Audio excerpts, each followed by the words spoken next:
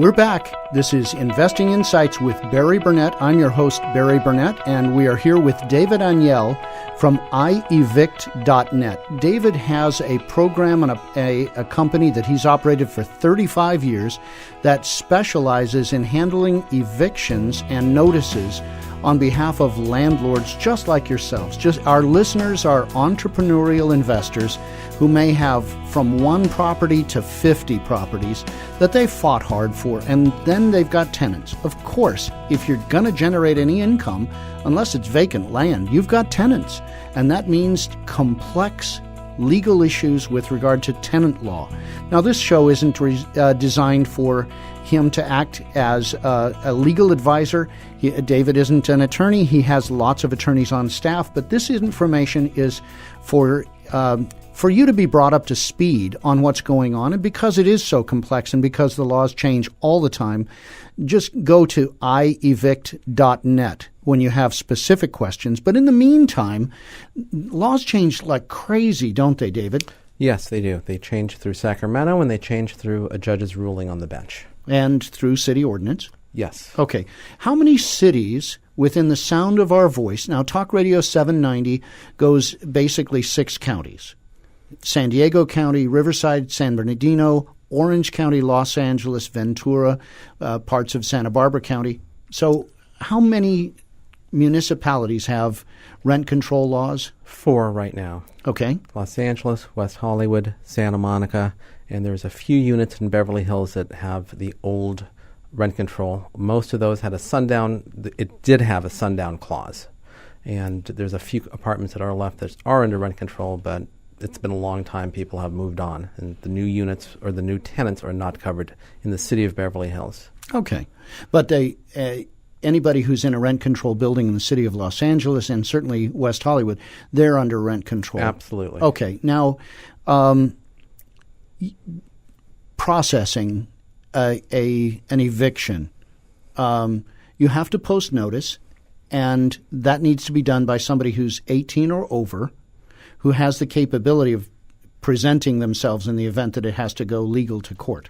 That's correct. And our office can have a registered bonded process server serve the notice on the landlord's behalf. So okay. that they don't have to worry about the content of the notice or the service. Now, I know you get really passionate about some of the problem situations that come up, and you go about preventing those by handling this thing with extremely precise, careful process.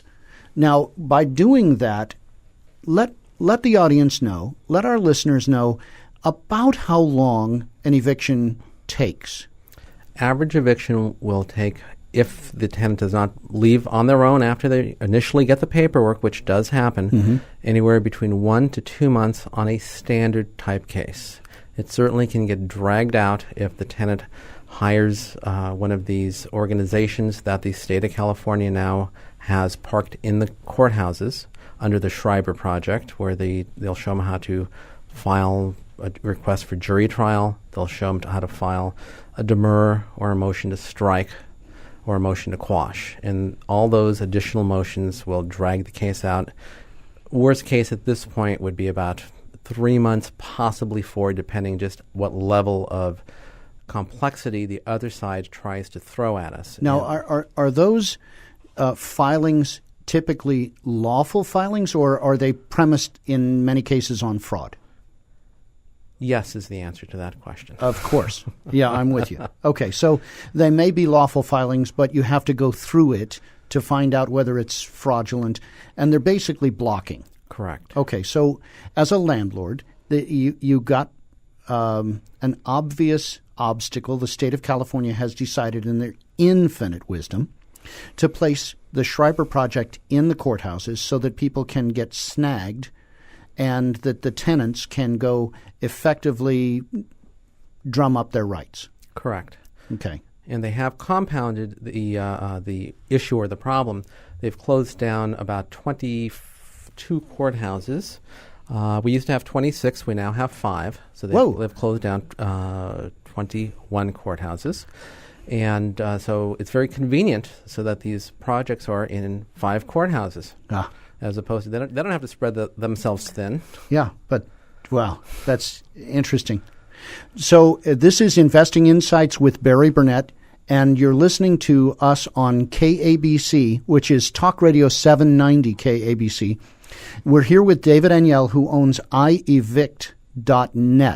iEvict.net. And what we're talking about is the normal process for an eviction. So one that's uncontested is what? Usually you said 30, 45 days? Yes. And they contest it, and then what happens? We have to request a trial. Okay. Sometimes we'll have a date set right away. The tenant won't play hardball with us, and they'll show up in court, and we have a quick trial, and we'll get a judgment against the tenant. If they do play hardball, they can send discovery to the landlord. They would want to have interrogatories or a deposition or demand for request for production to try to prove just what type of a slumlord the landlord is, and do nothing more than cause the landlord to have additional expenses. Well, you and I both know that our listeners are, on the main, extraordinarily hardworking people who have fought all their lives to accumulate wealth for themselves and for their families, to provide good either housing or good retail or office space or good industrial space for honest, worthwhile tenants. And sometimes we find the ones that are not. Yes. So sometimes there are slumlords, but the bad actor tenants seem to outnumber the slumlords. The economics in the greater Southern California area is that you cannot find a slum that sells for $350,000, which is the lower end of the real estate market in greater LA. Yeah, crazy, huh? Yeah. So we have a process that can take a while. What's the longest you've seen lately? That falls under the category of crazy. Yeah. 1 year. Okay. And that's the outside real darkness. That's a dark cloud following everyone, pretty much, right? Yes, that was a post-foreclosure case. It was during the recent crash that we had. And everyone was involved, from the banks to the mortgage processors, etc. And it's probably much less likely to happen now that values have increased and foreclosures are less so. Well, we're talking about evictions. Our landlords need to know that there is a service and that they're generally not well served to handle their own processing, even though they can, even though it's lawful. But the laws can be changed capriciously quickly by cities, because, as you indicated off air, West Hollywood and Santa Monica seem to change their minds frequently. And the body politic in Sacramento changes, and then there are judges who basically legislate from the bench. So all of these things are still true, correct? Yes, absolutely. So I've used iEvict.net for the last 22 years, and I've had excellent results. And this works out really well for me. It's going to work out well for our listeners because they're going to realize this is a really complex business, right? Absolutely. Okay. We have to bring you back another time because this information is just entirely too important for our listeners.